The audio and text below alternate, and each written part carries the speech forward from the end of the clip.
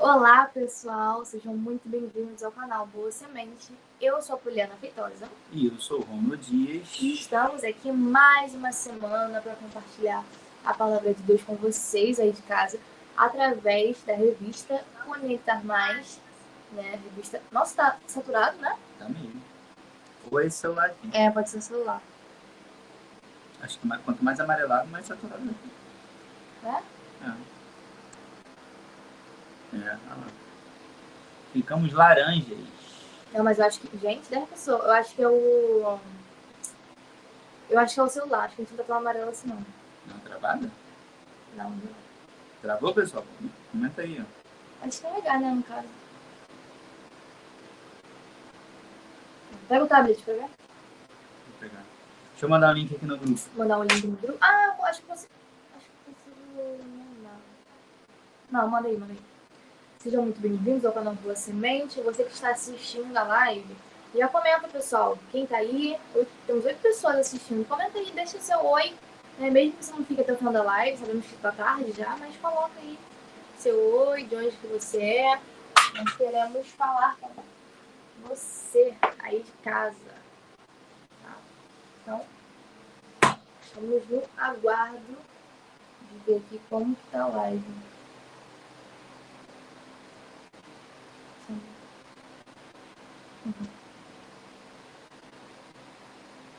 Legal. Tava vendo as mensagens aqui no grupo. Pega lá o tablet. Ah, não, é só entrar aqui. Peraí, só um minutinho, pessoal. Eu vou entrar aqui em outro navegador, tá? Para ver como é que tá a imagem. Se a gente tá muito amarelado, que aí a gente muda aqui a configuração. Já mandou? Eu mandei. Como é que vocês estão? Comentem. Quer pegar o tablet? Não, tá normal. Deve ser a tela, ele tá com algum filtro. Tá assim, tá? Então, pessoal, vamos iniciar mais uma live, tá? Lição de número 8. Estamos muito felizes de estar aqui com vocês. Eu tava aqui olhando pra ver, era a tela do celular mesmo, tava em modo leitura. O modo leitura deixa a tela totalmente amarelada, né? Mas é melhor pra visão, né, galera? Então fica aí a dica aí. Bota no modo leitura que é bom. E aí, estão animados? Estou animado, graças a Deus. Você fechou? Foi, eu fechei. A gente tem que deixar aberto para evangelizar, eu falo pra ela. A gente tem que deixar aberto pra galera que estiver passando por aqui, ó, ser evangelizada. A gente fala tanto isso que a gente não precisa pregar através das nossas palavras, mas sim com as nossas atitudes. Eu falo pra ele, gente, eu falo. Tá? Não precisa gritar, só falar em som de voz. Quem aí tipo, em casa aumenta o volume, vocês vão ouvir a gente bem, tá? Vamos aos avisos iniciais, tá? Aqui do canal, queremos agradecer a cada nomezinho que compõe esse quadro, né? Os nossos apoiadores, nossos fiéis apoiadores. A gente aqui que tá nesse quadro que é apoiador desde quando a gente começou a gravar juntos. Então, assim, muito obrigada de coração, né? Essas pessoas, as que passaram também por aqui. Então, se você também quiser se tornar parte dos apoiadores, basta entrar aqui embaixo no link, apoia-se Boa Semente Jovens e contribuir mensalmente para esse trabalho. Quando você contribuir, você vai receber semanalmente material didático e os slides da aula. Todo slide que a gente usa aqui durante a live, né, você vai receber na sua caixinha de e-mail. E também o material didático consiste em um plano de aula, questionário, aprofundamento. Nesse trimestre nós estamos tendo toda semana caça-palavras referente ao profeta, que, né, que a gente está falando aqui na semana. Aprofundamento, várias coisas que você pode ter acesso aí através desse material. Então você apoia, né, com um valor simbólico, não uma relação de compra e venda, e você apoia mensalmente e semanalmente você recebe o material para completar a sua aula. Então, se quiser fazer parte pelo link, entra no link. Se quiser fazer parte pelo Pix, basta nos achar no grupo do WhatsApp, que está aqui embaixo também no link, e fazer parte desse grande projeto. Então, muito bom. É uma relação de compra e venda? Não, falei isso. Desculpa. Não, presta atenção. Eu queria que você respondesse. Não, falei que não é uma relação de compra e venda. É uma relação de ajuda, né? Enquanto a gente produz material, produz os vídeos. De cooperação. É isso aí. É isso, vai lá, começar? Vamos lá, gente. Lição de número 8. Naum. Chegando aí. Passando a metade da revista, né? Porque total são 13. Os livros difíceis de achar na Bíblia também, né? Quando você fala na leitura inicial, o pastor fala. Não. É difícil achar. Não. proclamando a severidade de Deus. Desde referência está em Naum, capítulo 1, verso 3. Tá aqui a leitura semanal, que eu sempre aconselho você que é professor mandar lá no grupo, né? Pega no grupo que o Moacir faz, né? E compartilha no grupo de vocês. Compartilha aqui, inclusive o que o Moacir faz é gratuito, né? Gratuito nessa ideia, não é algo separado diretamente para quem é apoiador. Então, ele manda lá, gente. É um complemento aí na lição, vale a pena você sempre pegar lá. Muito obrigado, Moacir. Deus abençoe a sua vida. Então, vamos lá. Versículo do dia. O Senhor é bom, uma fortaleza no dia da angústia, e conhece os que confiam nele. Naum 1:7. Verdade aplicada. Deus envia uma ríspida ameaça em seguida de uma dadivosa oferta de misericórdia a Nínive infratora. O objetivo da lição são 3, nós temos, um para cada tópico. Mostrar um contexto histórico do livro de Naum, lembrar que o Senhor é um Deus de justiça e anunciar que Deus continua disciplinando o seu povo. Em introdução, nesta lição veremos que o povo de Nínive havia evidenciado quanto Deus é amoroso ao se arrependerem dos seus pecados nos dias do profeta Jonas e serem salvos do juízo divino. Entretanto, o tempo passou e uma nova geração se transformou em uma cidade ensanguentada e cheia de mentiras e de rapina. Confesso que eu queria entender porque a ideia de rapina muito não. Rapina geralmente é relacionada à ave de rapina, né? Aquela ave que rouba, né? Pode ser isso, né? Não sei. Tipo, a primeira ideia, mas... Vou ver. Roubo praticado, violência. Tá? Muito bom. A Síria vista ponto-chave. A Síria vista nas escrituras como um dos povos mais desumanos da Bíblia. Seu exército tornou-se uma máquina de combate que não conhecia misericórdia. O Poliana botou aqui referência a livros históricos, que é literalmente a revista que ela mais gostou da vida. Eu sempre retomo aqui e falo sobre ela, porque é ela que nos dá base para poder, né, trazer aqui. Toda vez que a gente fala um pouquinho do Antigo Testamento, a gente vai revisitar essa revista, porque ela realmente é fundamental para que a gente entenda um pouquinho. Estava até rolando essa semana uma discussão na internet sobre as várias... As várias nomenclaturas que o povo de Deus adquire ao longo do tempo. Então, muitos deles no Antigo Testamento. Então, é povo hebreu, é Israel, é israelita, é Judá. Então, tipo assim, como é que vai ser explicado cada uma dessas coisas, né? Então, é necessário que a gente faça um estudo aprofundado do Antigo Testamento. Muitas vezes a gente despreza por ser um pouquinho mais histórico, né? Ele não tem a presença da graça, então muitas vezes não conversa diretamente com a gente, até porque algumas passagens elas são diretamente para o povo que está ali vivendo, né? Tanto que a gente faz essa ressalva ali e tudo mais, e no Novo Testamento Jesus vem e cumpre a lei e resume no amor, né? Então, às vezes a gente deixa um pouquinho de lado do Antigo Testamento, mas ele é importante para que a gente entenda um pouquinho da história do povo de Deus, né? Como foi feita essa separação, os percalços ao longo do tempo, e também olhar para como a história da humanidade também se seguiu, né? Erros que aconteceram no passado e que hoje em dia também acontece, a gente enxerga esses erros até mesmo na gente. E com o povo de Nínive não é diferente. Na lição passada a gente falou um pouquinho, né? Foi a lição passada, Jonas? Não. Lição retrasada. Nós falamos um pouquinho, quando Nínive aparece, né? Essa cidade que tem ali a presença dos assírios, que foram povos assim, extremamente violentos. No livro de História nós tivemos uma aula sobre isso, eu falei um pouquinho sobre como que... eu até contei um pouquinho mais pra frente eu falo, eles eram extremamente violentos e tudo mais. Então, Nínive aparece na história de Jonas é enviado pra lá pra pegar, ele desvirtua um pouco o caminho, mas depois ele consegue chegar lá. E, gente, inclusive, eu acho interessante falar, recentemente um homem foi engolido por um peixe, você viu isso? Eu acho que eu vi, mas eu não fui tão a fundo na matéria. Gente, sim. Foi logo depois dessa semana que a gente falou sobre Jonas. Tá vendo? Então é interessante.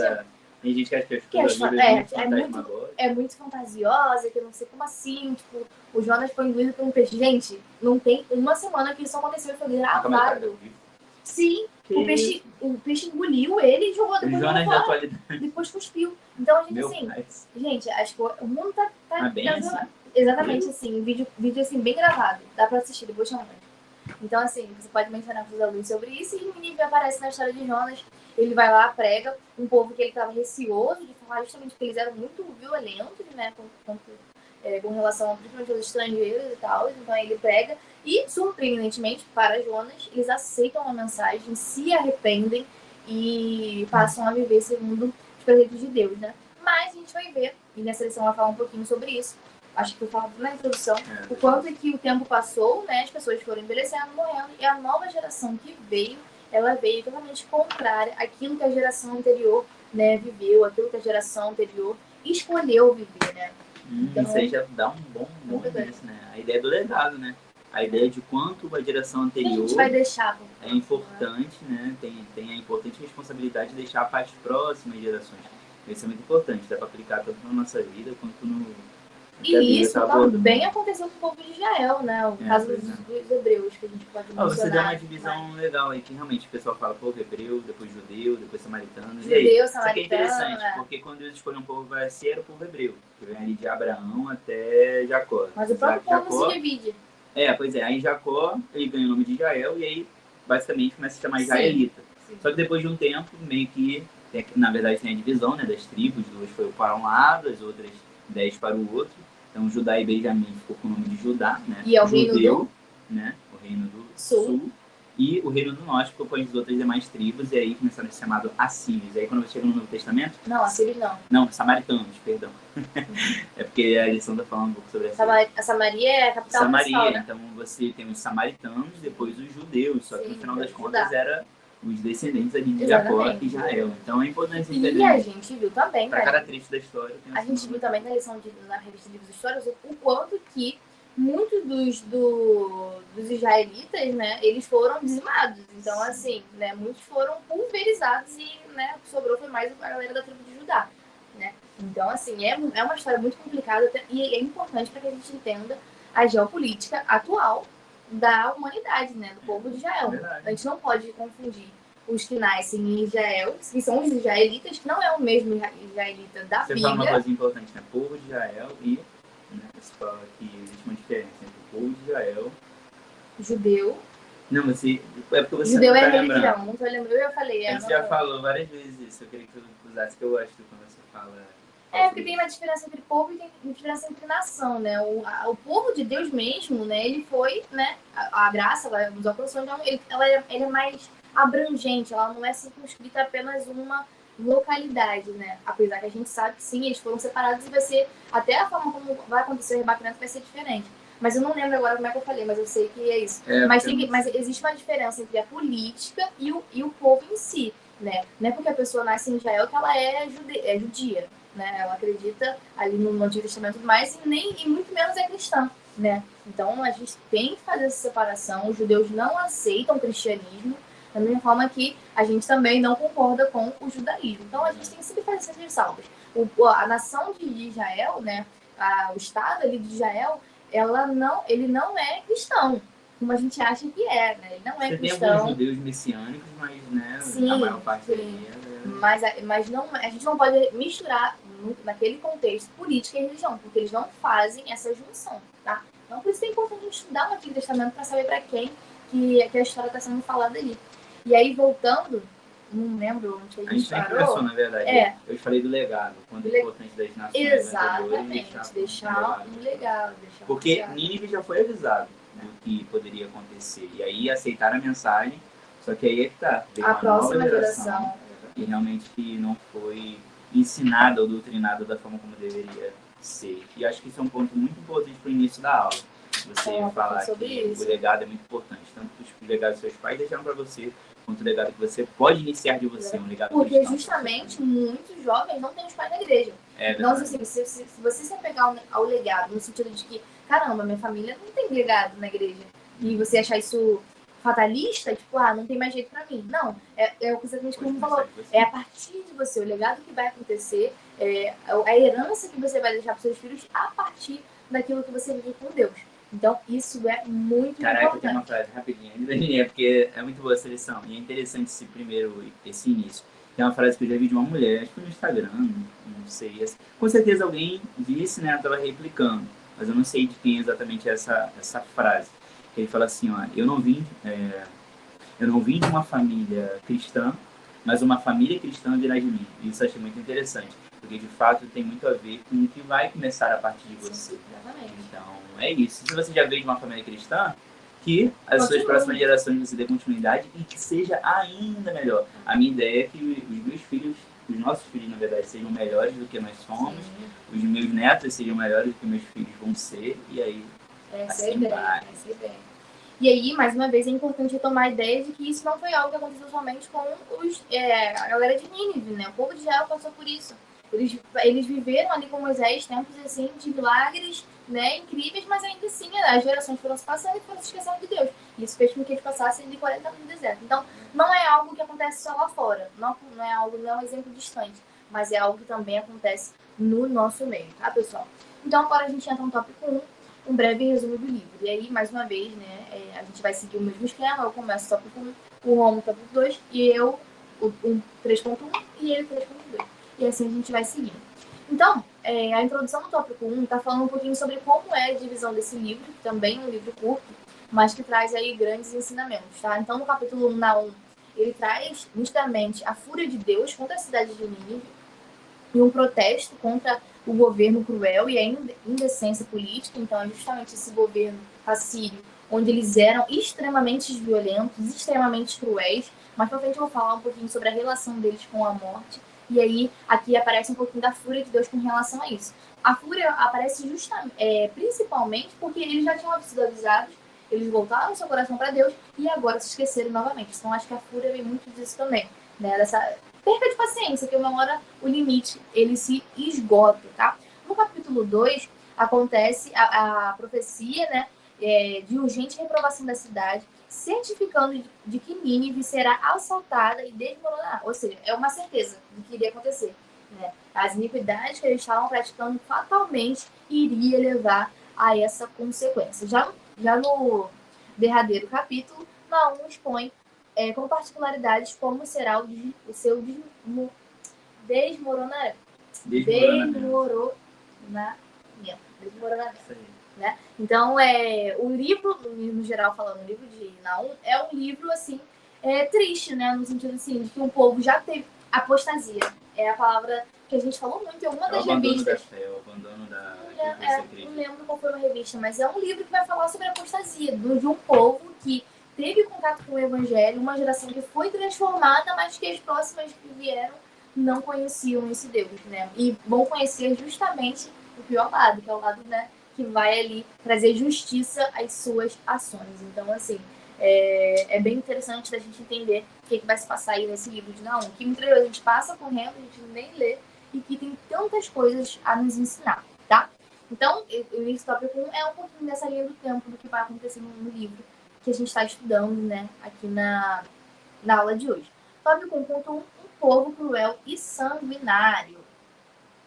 Para o povo de Judá, a notificação da destruição dos ninivitas veio como um refrigério devido à opressão que sofriam desse povo. Então aqui a gente tem dois povos muito importantes e chaves. A gente tem a questão dos ninivitas, né, que estavam vivendo ali e sofreriam a consequência. Mas a gente também tem o povo de Judá que estava cativo, né, que são aqueles que morreram, que foram assassinados, e tinham aqueles que estavam sofrendo a opressão dos assírios. Então, dois povos importantes aparecem aqui. Então, enquanto os ninivitas iriam sofrer a consequência, o povo de Judá estava assim, caramba, agora a gente vai ser solto, né? Agora a gente vai viver, de fato, o refrigério, porque aqueles que se levantaram contra a gente sofrerão a justiça. Mas vale lembrar que a justiça, ela não veio referente a Judá, no sentido assim, Deus vai livrar Judá nesse sentido, especificamente, mas Deus estava punindo os ninivitas pelas suas ações, pelas suas iniquidades. Então, consequentemente, o Judá iria se aliviaria.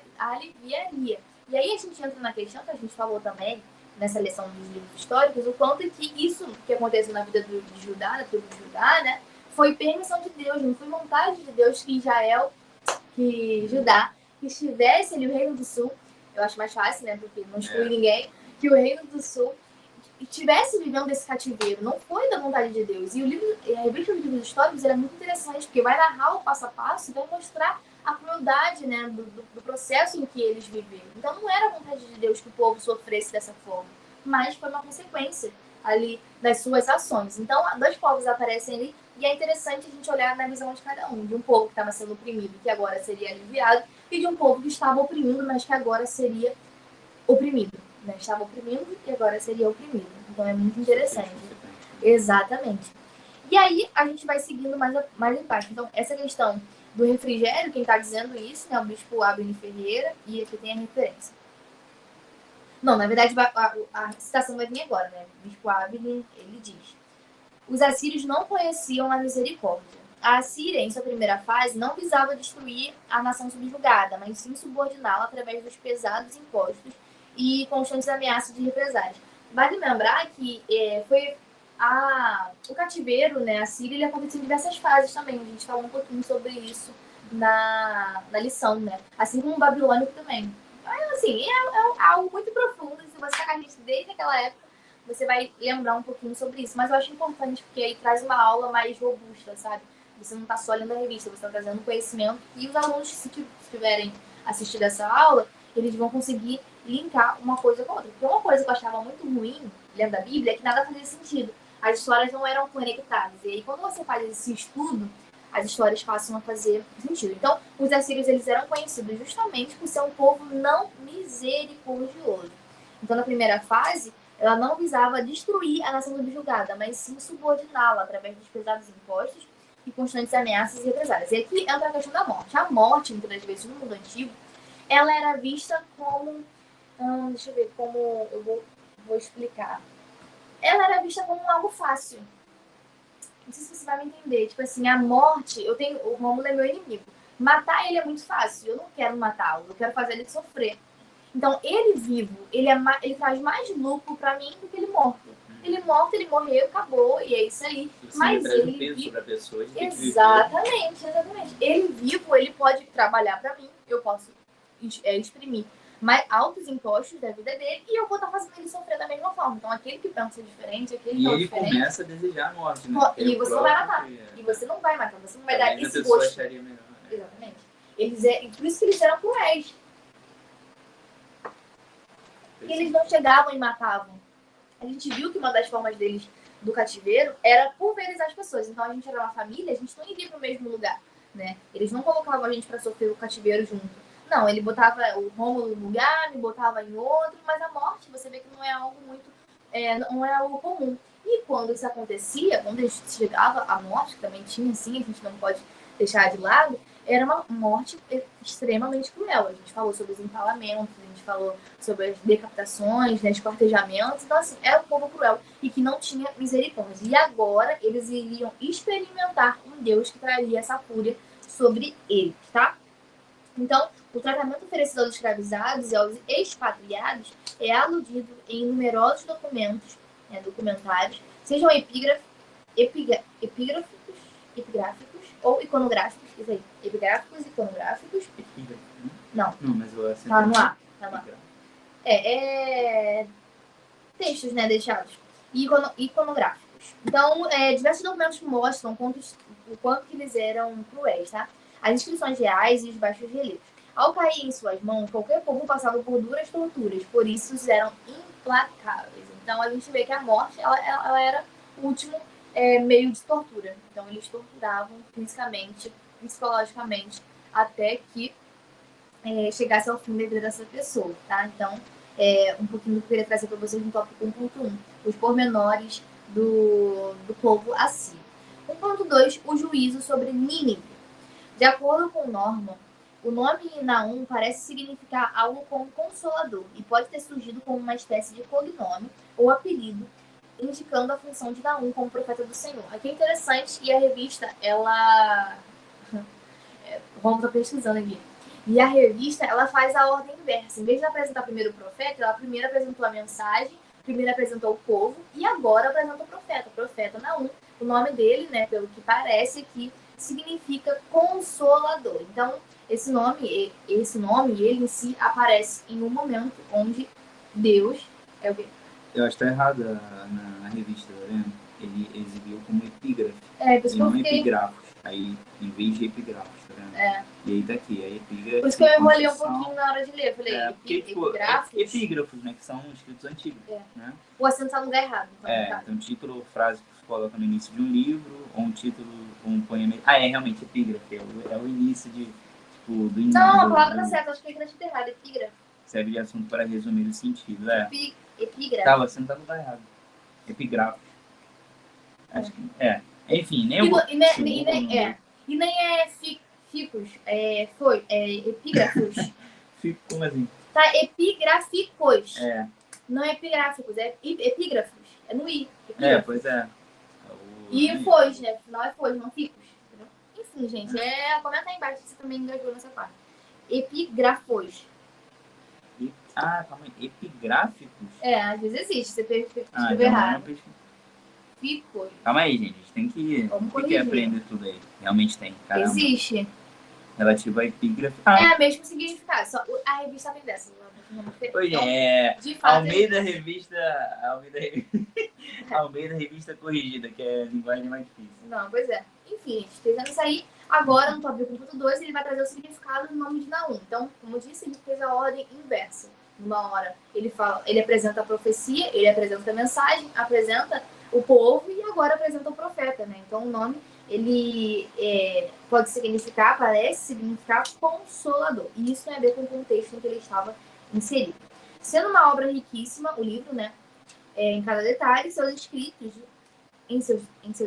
o profeta faz uso de uma linguagem brilhante, de uma dicção exemplar e inspiradora com o caráter dos juízos proféticos para comunicar o tema da condenação que se aproximava de Nínive. Então, como o livro dele é escrito nessa linguagem tão clara e eloquente, a gente pode entender que ele recebeu uma educação diferenciada, né? Então, você perceber que não é uma linguagem comum, mas é uma linguagem diferente. Então, possivelmente, a gente pode inferir que ele teve uma educação especializada. Agora, em que a revista ela não mostra, na internet você pode achar, possivelmente, mas a revista ela não vai ter isso, tá? Então, o profeta, ele apontou o motivo da destruição. Ele apontou que o motivo da destruição era devido à multidão de pecados dessa cidade. Então, aqui a gente, para finalizar a minha fala, né, eu queria trazer essa questão do motivo. Então, o povo, ele não seria destruído do nada. E nem mesmo eles não poderiam reclamar de que não tiveram chance de se consertar, porque Jonas foi enviado, pregou a mensagem, o povo se converteu, depois ele se desvirtuou. Então, eu quero chamar a atenção aqui a questão do motivo, a consequência, a motivação dos seus pecados vai levar à destruição. E aqui eu trago algo que nós jovens, a gente faz muito isso com os nossos pais, a gente faz isso muito no dia a dia, quando a gente é repreendido e acontece essa situação, a gente fala assim, minha mãe brigou comigo, ou meu pai me botou de castigo do nada.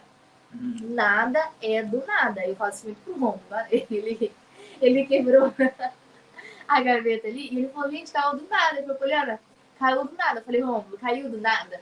O negócio não caiu do nada. Você fez alguma coisa que aconteceu pra que caísse. E o jovem, ele é muito assim. Eu acho que o mais velho não tem tanto isso, né? Ele geralmente... porque eu acho que o homem, a pessoa em si, tá sempre querendo ser livre da culpa. Da culpa. Então, tipo, eu apanhei. O próprio Adão fez isso. Exatamente, isso, exatamente. Né? A mulher que tu me deste. Acho que o jovem faz mais. Foi a mulher que tu me deu e ela, tá vendo? Eu acho que o jovem faz mais isso. Então, o jovem fica de castigo, pô, do nada, mano. Meu pai me botou de castigo do nada. Quem vai ter essa dica? O jovem fala assim, mano, que castigo, do nada. Eu não fiz nada, mas não, existia uma motivação. Então o povo não poderia falar que foi do nada, porque existia sim motivos para que eles sofressem esse castigo divino. Isso aí, muito bom, muito bom. Com certeza eu vou ter que botar alguma coisinha da Poliana aqui também, pra eu não sair na pior, né? Você falou algo pra mim. Tem que ver alguma coisinha aqui, vou ver se até o final eu consigo colocar aqui alguma coisa. Enfim, vamos no tópico 2, tá? Depois a gente ter esse início muito bom aí, aprofundando, né? Todo o contexto que tinha ali. Agora a gente vai falar um pouquinho, na verdade, dando continuidade, né? Aquilo que já foi falado. A cidade do profeta. A Bíblia menciona Naum como Elcosita, né? No caso onde ele estava, né? Fazendo menção à sua cidade de origem ou de atuação profética. Não se sabe com exatidão onde fica este local, mas alguns estudiosos acreditam que ficava na Galileia, em Cafarnaum, que em hebraico significa Vila de Naum. Então, aqui, às vezes a gente já fala aqui algumas oportunidades, mas aproveitando que uma aula é sempre uma nova oportunidade de falar alguma coisa. Por mais que não menciona diretamente com exatidão onde ele ficava, isso, no final das contas, pouco importa, porque o que importa é a mensagem que ele trouxe, né, para aquele povo e de como ele foi usado por Deus. Então, eu gosto sempre de fazer menção à ideia de que não importa literalmente de onde você veio, onde você nasceu, o que importa é que Deus tem uma missão por você. E assim também é com o profeta Naum, ele tinha uma missão, e assim ele fez da melhor forma que ele poderia fazer. Então, já fica aí mais um ensinamento para você passar para o seu jovem, né, caso você não tenha tido a oportunidade de falar ainda, que não importa de onde ele veio, não importa a família onde ele nasceu, o local onde ele vive, né, ou de condição ele veio, de que condição ele veio, o que importa é que Deus tem algo com ele, com a vida dele. Então, se ele se permitir ser usado, Deus vai usar ele para a glória e honra dele, e ponto final. Então, é muito importante que você faça isso para colocar o jovem, né, entendendo que ele tem uma importante missão. Né? Então, é isso. Uma mensagem de esperança para ajudar. O pastor Antônio P. Antunes, né, revista da Betel, terceiro trimestre, vai fazendo menção aqui, nos diz que a profecia de Naum é um fôlego de esperança para Judá, que havia sofrido por muito tempo sob o domínio da Assíria. Interessante que ele usa a palavra esperança. Poliana trouxe a ideia de que a condenação, né, de Nínive, né, em relação ao que o profeta Naum falava e profetizava, trouxe uma esperança para Judá. Não necessariamente ele fez isso diretamente por Judá, sim, mas era uma condenação para Nínive. Porém, Judá se beneficia disso, porque no final das contas ele era oprimido por Nínive, então ele teria essa oportunidade, né, de ter essa esperança. Então, quando ele traz uma condenação sobre aquela cidade, eles literalmente sofreriam, né, ou melhor, se beneficiariam disso. Então é interessante a gente entender esse outro contexto, essas duas vertentes, né? E é isso. A introdução a destruição da opressora Assíria foi descrita pelo profeta de forma tão detalhada que traz ao leitor a impressão de algo já ter acontecido na época que o livro foi escrito. Acho que falei Nínive, mas diretamente a Síria aqui. Isso aqui é interessante na Bíblia em várias circunstâncias, porque vamos lá. Aqui ele fala, né, com exatidão, como se algo já tivesse acontecido. Sabe, a Bíblia, na verdade, ela tem muito dessas dimensões de falar algo com tanta exatidão como se já tivesse acontecido. Só que é interessante, porque para Deus ele não está limitado a esse tempo, né? A gente vive, é interessante a gente estudar e entender um pouquinho sobre isso. Existe o Cronos, que é o tempo do homem, é o cronômetro, né? A gente vive no Cronos, ou seja, você vai marcar comigo, vamos em tal igreja, em tal retiro, não, vamos nisso. E eu vou perguntar para você, tá, que horas, que dia? Porque a gente está limitado a isso, ao nosso tempo cronológico, né? Então eu preciso saber que horas você vai estar lá, que horas a gente vai, porque no final das contas você não tem como marcar comigo e eu saber simplesmente, né? Em que momento vai ser. A gente está limitado a esse tempo. Esse é o Cronos, é a cronologia do homem, é o cronômetro, né? É o tempo que o homem está retido aqui na Terra e a gente precisa para as nossas obrigações e marcação de alguma coisa, enfim. Deus não está no Cronos, Deus está no Kairos, existe o tempo de Deus. Ou seja, o tempo de Deus não está limitado a esse tempo. Para Deus, eu gosto muito, mas eu sempre esqueço a ordem da palavra. Ele fala que um dia para Deus é como 1000 anos, 1000 anos como um dia. Eu queria saber sempre onde está esse versículo, mas eu nunca consigo gravar a referência na minha cabeça. Mas enfim, no final das contas, ele fala que para Deus não há esse tempo cronológico. Deus, ele simplesmente, o futuro é como se fosse o presente, o passado como se fosse o futuro, e assim vai, porque no final das contas ele não está limitado aqui. Deus, ele está no presente, está no passado, está no futuro. Deus, ele está a todo momento, porque Deus não é um ser que foi criado. Deus é Deus, e ponto final, eu sou. Ele fala para Moisés, eu sou. Ou seja, por isso que qualquer forma que a gente tenta discutir, eu já vi um vídeo, né, falando, discutindo sobre a criação de Deus. Não, gente, isso não é algo para ser discutido. Isso está algo além da nossa capacidade, além da nossa compreensão da consciência humana. Então, Deus, ele não foi criado, Deus, ele Deus, ele sempre existiu. Deus, ele não se pôs a partir de um momento para se tornar real. Não, Deus, ele é a própria realidade. Deus, ele está acima de todas as coisas. Então, é isso, né? No final das contas eu falo sobre isso, mas eu coloquei para a gente limitar aqui algumas coisas. E quando ele fala aqui sobre a destruição da cidade, ele fala como se já tivesse acontecido, né? É um profeta profetizando, sendo usado por Deus e falando de coisas que ainda não aconteceram, como se já tivesse acontecido. Porque para Deus, já aconteceu. Isso eu queria trazer para a gente conseguir entender o ponto.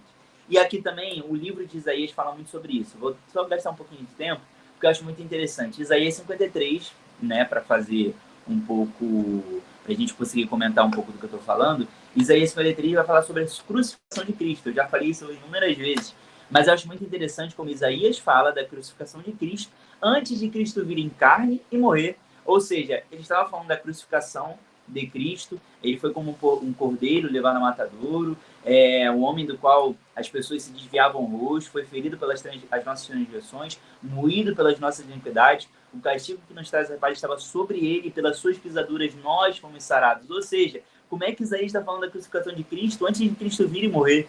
Então, enfim, a Bíblia ela é muito interessante, e isso vale novamente a gente entender que Deus ele não está limitado ao nosso tempo. Existe o tempo de Deus, é o Kairos, é o tempo de Deus, não o tempo dos homens. Então isso é muito interessante e a Bíblia tem várias dessas nuances que vale muito a pena você usar nos momentos oportunos que você estiver falando sobre essa ideia. E é o que o livro fala um pouquinho, né? Enfim, vamos continuar.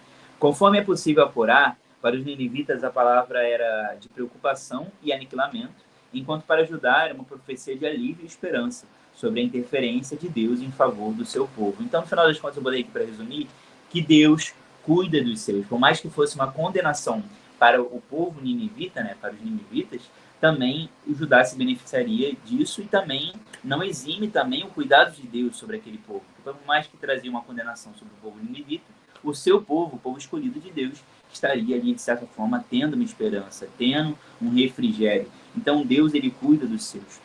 E aqui eu botei, né, que dias, esperança em dias melhores. Que no final das contas é o que a gente tem que ter. Trazendo agora um pouco para a nossa vida. A gente tem que ter esperança de dias melhores. O mundo já é maligno, o mundo é mau. Às vezes nós passamos dias e semanas complicadas, né, que às vezes a gente não consegue entender as coisas como acontecem. Só que no final das contas, Deus, ele cuida do seu povo. Deus, ele guarda o seu povo. E assim foi também naquela época para o povo de Judá, que estava ali sofrendo a opressão do povo ninivita. E a condenação que cairia sobre eles traria esperança para o povo de Judá, o povo escolhido do Senhor, né, na verdade. Então, é importante a gente entender isso. Um breve resuminho aí, pegando alguns pontos do tópico 2.1. Vamos para o 2.2. Vamos comentar?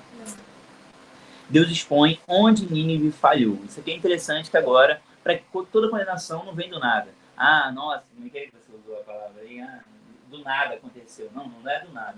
Né? Alguma coisa fez para que você chegasse até ali. Né, para que você recebesse tanto isso para as coisas boas quanto para coisas ruins, né? Então, assim, nada vem do nada, né? Não tem como a gente assim pegar e colocar Deus contra a parede e falar, não, você está me punindo sem ter feito nada. Isso não existe.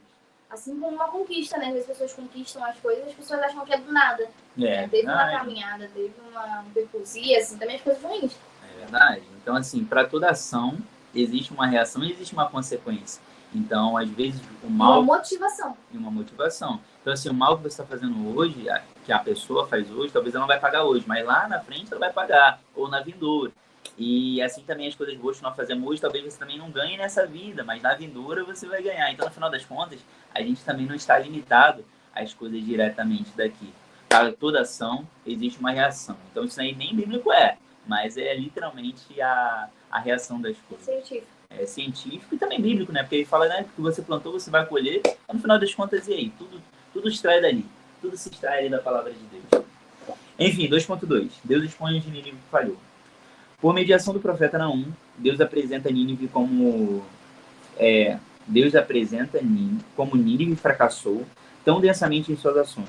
O profeta, após escrever a desgraça que sobrevirá sobre o povo como consequência de seu pecado, ou seja, Nínive pecou e isso tudo é consequência, expõe os efeitos de quando fracassamos em nossa liderança. Isso aqui é interessante, ó. Os efeitos de quando fracassamos em nossa liderança. Ele vai listar 4 efeitos que eu também vou subdividir aqui para comentar e tentar colocar um pouquinho nos nossos dias atuais, que eu acho que para cada lição a gente tem que fazer isso. Porque eu não gosto muito das partes históricas, consegue explicar muito bem.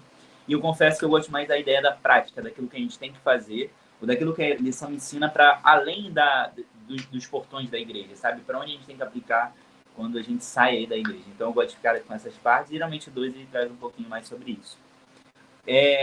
O primeiro ponto, de 4, falando onde Nínive fracassou, né, dos efeitos da sua liderança. Primeiro, os líderes locais tornaram-se cegos e fracassaram no estágio de suas obrigações. Ou seja, o líder, ele tem uma responsabilidade. Eu e a Poliana, a gente estava conversando ontem, voltando, né, da colação de grau dela, que inclusive foi muito legal, né?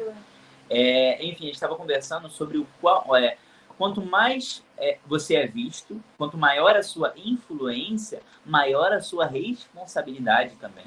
Então, isso para todas as nossas obrigações. Ou seja, tentar botar aqui uma outra ideia aqui na vida. Por exemplo, hoje nós não somos pais, né? Nós não temos um filho. Então, nós temos uma certa responsabilidade um para com o outro.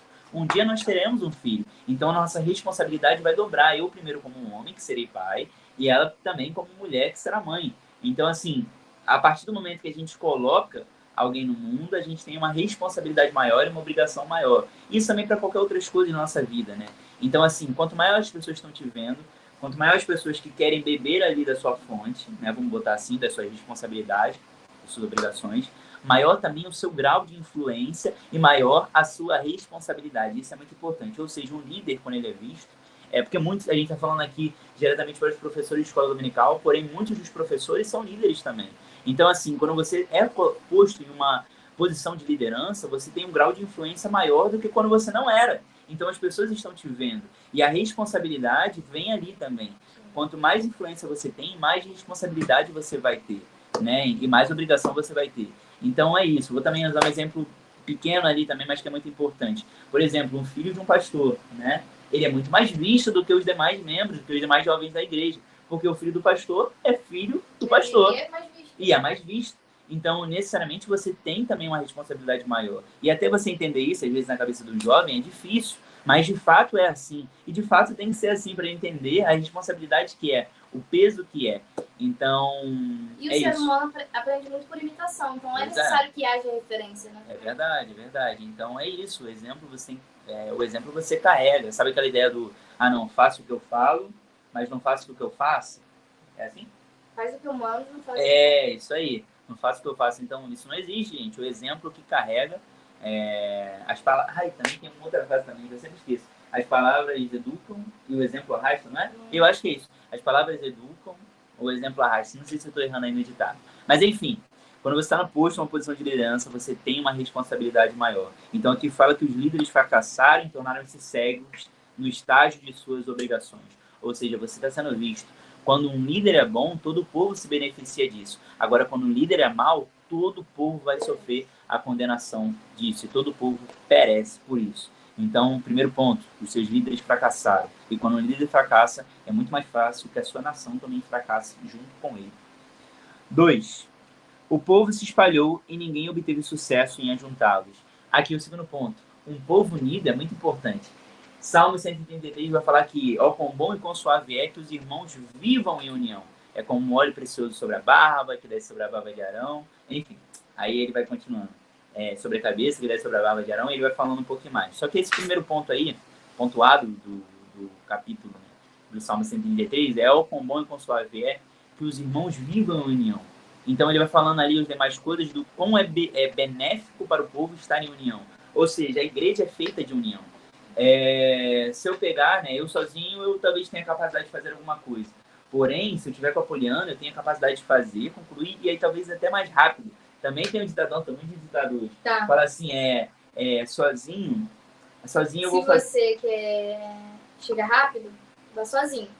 Se você quer ir longe, vai acompanhado. É isso aí, olha aí. E os ditados fazendo parte aí, realmente faz muito sentido isso. Porque no final das contas, talvez você até consiga fazer sozinho. Só que porque você não tá fazendo isso? Melhor, é até fácil, você talvez vai conseguir sozinho, ninguém vai te limitar ou algo do tipo. Mas talvez para você ir mais longe, né, e aprender ainda mais a caminhada, vá acompanhado. Então é isso, o homem não foi feito para viver só. E aqui como igreja também nós temos que estar juntos. Ou seja, o povo de Nínive fracassou também porque o povo se espalhou e ninguém teve sucesso em ajuntá-los. Ou seja, a igreja também é uma engrenagem. Todo mundo trabalha junto em prol de uma única causa, o ID, pregar o evangelho, fazer com que mais pessoas conheçam esse Deus maravilhoso. Então, é isso. No final das contas, nós temos que estar sempre unidos. Algo que o povo de Nínive fracassou porque estavam espalhados. Então, que a igreja não fracasse. Não comparando Nínive com a igreja, mas só trazendo a menção de quão importante que nós estejamos juntos. E isso é muito interessante, porque esse negócio de espalhar, porque era uma tática também de guerra deles. Quando eles capturavam o povo, eles também espalhavam o povo. Quando você faz isso, você enfraquece o grupo. Então, isso incentiva muito na escravidão brasileira, né? Quando a gente acha que os africanos vieram, a gente bota tudo no mesmo saco. Os africanos, não foi assim, né? Foram grupos espalhados, grupos de Angola, grupos de Moçambique, que não eram irmãos. Às vezes também essa é a ideia, né? Ah, todo mundo é preto, todo mundo é irmão, é família. Não. Eles eram grupos rivais, eles eram grupos diferentes, etnias diferentes, línguas diferentes. E aí, quando eles vieram para o Brasil, muitas das vezes era difícil articular um motim, era difícil articular uma revolta, porque eles falavam diferente, eles não, muitas vezes não se entendiam com um grupo só, né? Eles tinham as suas particularidades, e aí a sua história também ia ficando, né, vazia. Então, isso também é muito interessante. No caso de Nínive, isso é muito importante, porque o povo antes, eles chegaram a conhecer a palavra, tiveram a transformação, mas essa falta de união, né, fez com que isso passasse. Muito importante, muito bom, muito bem colocado. E isso aí, gente. E talvez isso aí dá um pouco do gancho também do que fala no 3. O 3 fala assim, ó. O povo não tinha consolo ou cura. Consolo é uma palavra interessante, porque o consolo vem diretamente de alguém que vai consolar. Então, assim, o consolo não vem da própria pessoa. Não tem como me autoconsolar. Né? Eu não me abraço sozinho. Então, o consolo depende de alguma pessoa, né? Ou necessariamente nós que acreditamos no próprio Deus, né? Acreditamos também no outro consolador que ele também deixou, alguém semelhante a ele, que é o Espírito. A gente está falando um pouco sobre isso na lição dos adultos, né? O movimento pentecostal, e falou um pouco do Espírito Santo aí, de toda a caminhada, né? De todo o andamento da igreja. Então, no final das contas, é isso. Nós temos o consolo. Aí eu vou fazer linkar aqui um contraponto novamente. Não tinha consolo ou cura para os feridos, para os ferimentos. Então, aqui é interessante, né? Eles não tinham como cuidar dos seus próprios feridos e dos seus próprios ferimentos. Isso aqui é interessante, porque a igreja, novamente, eu não estou comparando Nínive com a igreja, mas estou falando dos pontos onde a igreja não poderia falhar. Então, assim, nós temos a cura e o consolo uns para os outros. Tiago vai dizer, estou tentando jogar tanta referência bíblica aí também, para que a gente possa salientar aqui o que a gente está falando.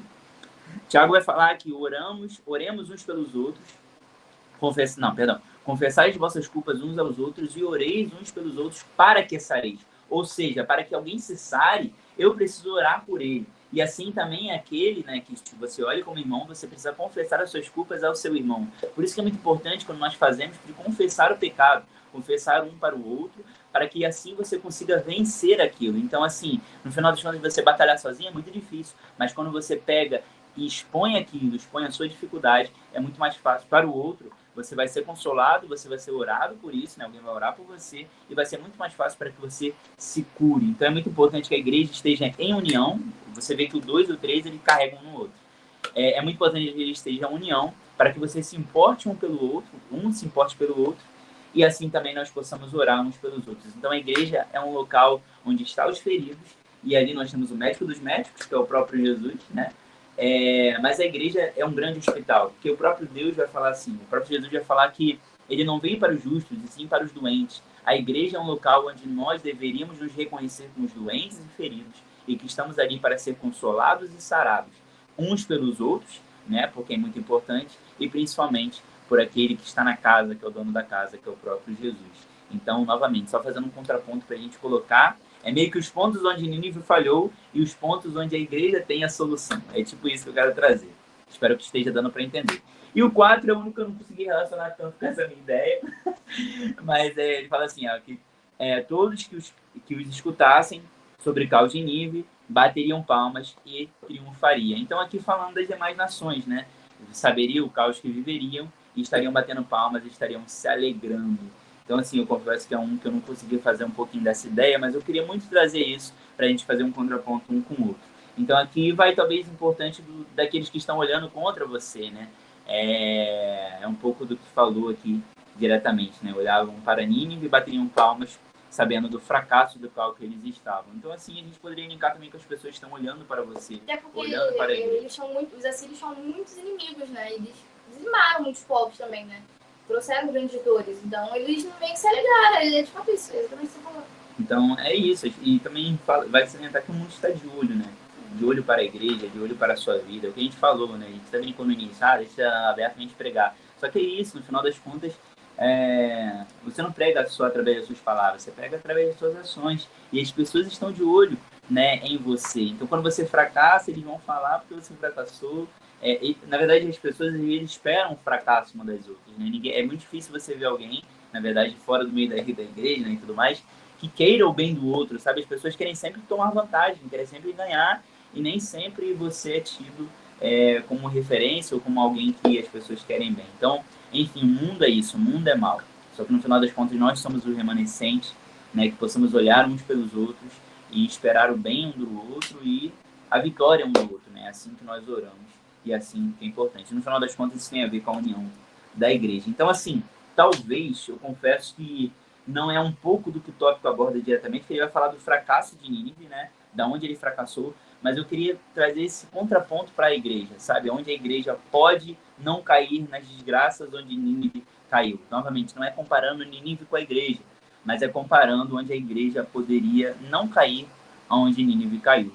Então, acho muito importante. Eu queria trazer também para deixar um pouco a aula um pouco mais prática, né? Que eu acho muito importante, porque aqui nós estamos contando um pouco da história que se passou naquela época. E para que você entenda que a Bíblia ela é atual. Né? De fato, a gente tem como ter aplicações práticas do nosso dia a dia. Então, foi o que eu tentei fazer no 2.2. Deu para entender? Perfeito. Então, vamos lá. Tópico 3. Muito bom, pessoal. Tópico 3, a resignação e o poder de Deus. Então, Naum revela que mesmo sendo Deus paciente, né, que é uma das características, faz parte do caráter de Deus, como recusaram sua misericórdia, conheceram a sua soberania e o viram executar a justiça, pois ao culpado Deus não tem por inocente. Essa passagem é muito conhecida, né? Muito conhecida. A gente que é criado na igreja desde pequena, a gente ouve muito isso, no quesito assim, de que as crianças serão salvas, né? Porque Deus não as vê como culpados, vê como inocentes. Tem gente até que classificava idade pra isso. Pra isso, certa idade, eu sei, não, a gente sabe que não é anos, assim. Tanto, não A é. gente sabe que não é assim. Isso tem a ver com o íntimo, né? Do coração da pessoa. Tem pessoas que fazem o mal, sabendo que fazem o mal em diferente de idade. Sim, sim. Então não é sobre isso, mas aqui nesse contexto está falando um pouquinho sobre isso. Eles tiveram contato com a verdade e ainda com a verdade estabelecida e tendo tido essa relação com o nosso Deus, eles ainda assim optaram por viver os maus caminhos, tá? Então, se até perante a lei, a justiça, botei aqui, né? Até perante a justiça terrena existe essa diferenciação entre culpado e não culpado, né? Quanto mais diante do nosso Deus. Aí tem aquele jogo de palavras, né? Que a gente ouve geralmente na TV e a gente não entende. Ah, fulano de tal cometeu um homicídio culposo. Então, o culposo é interessante, não, é quando não há intenção. E doloso é quando há intenção, né? A gente acaba se confundindo. Mas, enfim, até na justiça terrena existe na condenação existe quem é culpado e quem realmente, né, sabia e fez e quem não foi na intenção. Então, na justiça celestial, né, também é bem parecido. Eu acho que a Bíblia também, um pouquinho a gente estava conversando no aula, não sei se você pegou essa parte, que os meninos estavam falando sobre negligência, né? Uhum. E isso é muito importante, também acho que se aplica um pouquinho. Negligência é... E um outro que elas falaram? Agora não vou lembrar. Mas assim, tá vendo como tudo a gente consegue aplicar nas coisas? Ele falando sobre negligência e... Cara, esqueci o outro. Imprudência. Acho que é isso aí. Isso aí. Aí falando da negligência, elas deram também explicação, gostei do que elas falaram lá. Enfim, vamos lá. Enfim. Aí no 3.1 vai falar um pouquinho da metodologia da disciplina de Deus. Então, Deus emprega muitos meios para disciplinar quando o povo peca. Até mesmo nações pagãs como a Síria são disciplinadas por ele. E aqui é muito interessante. Né? A iniquidade, aqui a gente percebe que a iniquidade ela não passa, né, desapercebida dos olhos de Deus. Então, a gente entra naquela questão, a gente está sempre falando, por que existe fome no mundo? Por que existe corrupção? Gente, isso não está passando batido aos olhos de Deus. Né? A gente quer, às vezes, que a justiça aconteça para ontem. A gente quer a justiça como a gente quer, né? Do jeito que a gente faria. E não é desse modo. Então, Deus está dando tudo e Ele está atento às iniquidades presentes no mundo. E com os assírios também não foi diferente. Então, Naum nos ensina que, sendo Deus soberano, Ele tem todo o poder de corrigir a quem Ele acha apropriado. Então, o Senhor, né, Deus, não é apenas o nosso Deus. Ele não é apenas o Deus de Israel. Mas Ele é soberano para julgar quem Ele acha necessário. Né? Então, Ele não é só o nosso Deus e julga só a gente. Não. Ele vai julgar a todos, tá? Chama a atenção no livro de Naum que o profeta só narra a história. Mas não só narra a história, mas também revela principalmente o grande juízo de Deus sobre os assírios. Não podemos esquecer que a disciplina do Senhor é para o nosso bem. Aí entra aquilo que os pais falam, né? Estou te corrigindo, mas é para o seu bem, é porque eu te amo. Né? Filho meu, não rejeite. Aí vem aquele versículo. Não rejeites a correção do Senhor, nem te enojes da sua repreensão, porque o Senhor repreende aquele quem ama, assim como o pai ao filho a quem quer bem. Então é uma passagem muito bonita que fala um pouquinho sobre o amor de Deus, né? Um amor que repreende também, não passa a mão na cabeça. É isso aí, muito bom, muito bom. Uma coisa que eu achei interessante, só para complementar um pouquinho mais aqui, é a ideia, tipo assim, aqui ele fala muito do pai, né, corrigindo a quem quer bem. E eu comecei a entender, na verdade, isso veio depois de um tempo, né, que às vezes quando a gente se referia, a gente falava de Deus como um pai amoroso e tudo mais, falava, e só que muitos não tiveram o amor do pai, né, então acho que às vezes é importante falar isso, acho que talvez não sei se foi uma coisa que eu já falei ou algo do tipo. Mas, assim, eu sempre falava, porque eu tenho um bom exemplo de pai, Poliana também tem um bom exemplo de pai, então é fácil pra gente falar e entender como o pai repreende a quem quer bem. Ou seja, no final das contas, meu pai, mesmo querendo meu bem, me repreende, porque eu tive um pai amoroso. Só que tem gente que tem um pai que só repreende, ou gente que não teve um pai presente.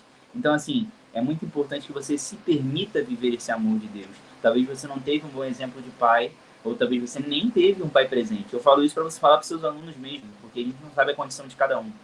Então, volta aquilo que eu falei lá no início. Você não sabe de onde você veio, não importa a condição que você veio, não importa o pai que você teve, a mãe que você teve. Porque no final das contas, Deus tem algo com você. Então, não importa da sua ausência, Deus está ali para te suprir. Então, isso aqui eu falo muito do coração, porque, sei lá, tô sentindo de falar isso. Talvez valha a pena você falar isso para algum seu aluno, talvez você precisa ouvir isso também. No final das contas, o que importa é o que Deus tem com você. Talvez você não teve um pai presente, mas você vai ser um pai presente. Talvez você não teve uma mãe presente, uma mãe que te repreendia, mesmo te amando, mas você pode ser essa mãe. Então, no final das contas, é isso. E você vai começar a compreender mais desse amor de Deus quando você poder viver isso. Então, é isso. Para a gente, às vezes, é fácil falar isso. É fácil entender um versículo como esse, mas para muitos, às vezes, não consegue compreender. Mas, enfim, que Deus dê sabedoria e entendimento, que Deus te alcance em amor, para que você compreenda cada vez mais, que você possa entender Deus como um pai amoroso de fato. Deus é o pai, talvez, que você nunca teve. Então, enfim, é isso. Enfim. 3.2. Ao culpado Deus não tem por inocente. Isso aqui é muito interessante. Naum nos faz acordar para um problema. Deus não tolera o mal e não compactua com os injustos. Dentro da perspectiva do livro, aprendemos que o culpado Deus não tem por inocente, está lá em Naum 1:2. Naum expõe o conceito de Deus, de que Deus não admite ou compartilha de ações impuras. E o bispo Edmund do Carmo, o bispo Betel, nos fala que os ninivitas só perceberam... Oi? É o autor da revista dos adultos. Aí, ó, legal. Parece que eu não liguei, não. Nos fala que os ninivitas só percebem que a paciência do Senhor se fora quando a severa justiça divina veio. Irremediavelmente sobre a cidade. Ele termina nos alertando que tomarmos isso como aviso. Isso aqui é interessante, eu linkei um pouco do que a gente já falou. A ideia de que Deus já havia alertado o povo ninivita. Deus ele apareceu para aquela geração ali de Jonas, quando Jonas não queria ir, né, mas foi, no final das contas ali, né, foi obrigado, né, o peixe engoliu e soltou ali, um grande peixe, e ali ele pôde pregar e realmente aquilo que ele estava esperando aconteceu, o povo se converteu e Deus teve misericórdia. Só que quando essa nação veio e a outra nação não deixou um bom legado, que linka também com o que eu falei lá atrás, né, dos pais e tudo mais, quando não deixou um bom legado, eles não tiveram com quem se espelhar, não tiveram a mensagem que os outros ali, a geração passada teve. Então ali eles continuaram com aquela vida, né, de tortura e tudo mais com os outros povos. Então você vê que nesse momento Deus havia alertado, Deus ele não chega do nada, Deus ele não condena do nada, pelo contrário, eles tiveram as oportunidades. E aí também linko pra gente, quantas oportunidades Deus já nos está dando para nós nos corrigirmos, né? Então, no final das contas, isso aqui é muito aplicável também para a igreja atual. A gente precisa corrigir as nossas ações, de onde a gente está falhando, lembrar de onde a gente está caindo, lembra-te de onde caíste, né? Então, é isso. Nada começa do nada, né? Para você, isso aqui, o versículo que eu usei, é quando a igreja, né? Se eu não me engano, não, na verdade ele começa a falar das igrejas e uma das igrejas perdeu o primeiro amor. A gente falou um pouco disso também numa das lições. Ou seja, mas lembra-te de onde caíste, lembra-te de onde isso tudo começou. Aí isso também a gente precisa entender. Deus ele está sempre nos alertando. E nada começa do nada. Então os ninivitas sofreram, né, a condenação de algo que lá atrás Deus já havia alertado. Se eles tivessem continuado em retidão, Se eles tivessem vivido uma vida de retidão diante de Deus, isso não precisaria acontecer agora. Porém, Deus é justo bastante para, de fato, trazer a condenação de algo que ele já havia alertado lá atrás. Então é isso. Nós, como igrejas, precisamos redirecionar. E quando eu falo como igreja, é algo individual. Eu sei que a igreja é algo coletivo, mas a igreja também é feita de carne e osso. É eu e você. Eu sozinho, eu sou igreja também. Eu faço parte do corpo. Então, às vezes, a minha dificuldade não é a mesma que a sua, que talvez a sua dificuldade também não é a mesma do seu liderado. Então, é muito importante que nós venhamos a entender e redirecionar, corrigir a nossa rota, ver onde a gente está falhando, porque Deus está sempre nos alertando. E quando vir a condenação, que a gente não venha a sofrer a condenação de algo que lá atrás Deus já havia alertado. Então, isso é para abrir os olhos da igreja. Um dia vem o Senhor, o grande dia vai chegar. Inclusive, até algo que aconteceu essa semana aí, olhei, tava com o celular diferente, né? E aí não troquei o alarme. Aí tava tocando um sonzinho de trombeta, né? Pra acordar. E eu realmente acordei achando que o arrebatamento tava acontecendo. Fui pra janela e queria ver alguma coisa. Então, assim, é algo que vai acontecer. Só que no grande dia que nós viemos a estar aptos o bastante a entender que aquilo que Deus já havia nos alertado, nós corrigimos. E aí, assim, nós possamos, né? Ir para o gozo do Senhor e desfrutar dessa doce presença. É isso que a igreja deveria entender. É isso. Então, relacionando um pouquinho aí para a aplicação da igreja nos dias atuais, para o grande dia do Senhor. É isso, pessoal. Então, agora a gente lê a conclusão aqui, né? Em Naum fiquei evidenciado o peso da sentença divina, por ser uma mensagem pesada e difícil. Contudo, deveria ser entregue. Por isso, o livro, além de prolongar a sua ruína, ainda a festeja. Então, muito interessante. O Rômulo vai orar agora. Oração breve, né? Rápida e objetiva. A gente dormir cedo. Senão a gente não consegue dormir cedo, pessoal. Tá? Ele vai orar agora, vai. Hoje quase mandado, né? Não, isso aí. Nessa vez fala, quem vai orar hoje? Eu falo, você, mano. Hoje eu tô orando mais 3 semanas. Aí quando sou eu, mano. Essa realmente você orou. Mas quando eu falo, tu vai orar, Rômulo vai orar. Sim. É muito mandona, muito mandona. Mas enfim, casa é pra isso. Vamos orar, gente. Bondoso Deus, maravilhoso. Mas você lembra o motivo da oração? É verdade. Mas esse aqui tem. É porque na nossa desse aqui não aparece pra gente. Ore para que o Senhor continue usando seus profetas com mensagem de consolo. Amém. Vou orar diretamente com o objetivo da oração. Como é fácil. Bondoso Deus, maravilhoso Pai, queremos te agradecer, Senhor Jesus, por essa lição que já passou, por tudo que nós passamos aqui e falamos. Que nada possa ter sido falado apenas da nossa carne, do nosso coração, mas que tenha sido o Senhor nos usando, Pai amado, como boca, né, aqui nessa noite de quarta-feira, e que essas palavras fiquem no vídeo depois para vir abençoar cada vez mais pessoas, e que aquilo que for pertinente, cada um dos seus liderados possam usar nas suas... Na verdade, cada um dos seus, né, daqueles que o Senhor escolheu para cada um, poder usar nas suas aulas, né, cada professor, isso que eu quero dizer. Amado, muito obrigado por tudo que foi falado aqui. Nós oramos para que o Senhor continue usando os seus profetas com a mensagem ali, né, aquelas mensagens dos dias atuais, que nós possamos alertar ao mundo e também consolar aqueles que precisam de consolo, amado. Que o Senhor continue nos usando, porque nós somos a igreja dos dias atuais. E a igreja dos dias atuais tem uma importante missão, tanto para aqueles que vão vir depois, se nós não sejamos a igreja, né, a geração do arrebatamento, mas que aqueles que vierem a vir depois sejam comunicados por essa mensagem e que sejam cheios da sua doce presença e que assim possa ser até o dia da sua vinda gloriosa. Nós oramos e te agradecemos porque o Senhor continua nos alertando, continua nos mostrando e que nós venhamos a ser um povo reto, né, e corrigido cada vez mais pelo Senhor, porque tu és um pai que ama os seus filhos e um pai que corrige e repreende a quem o Senhor quer bem.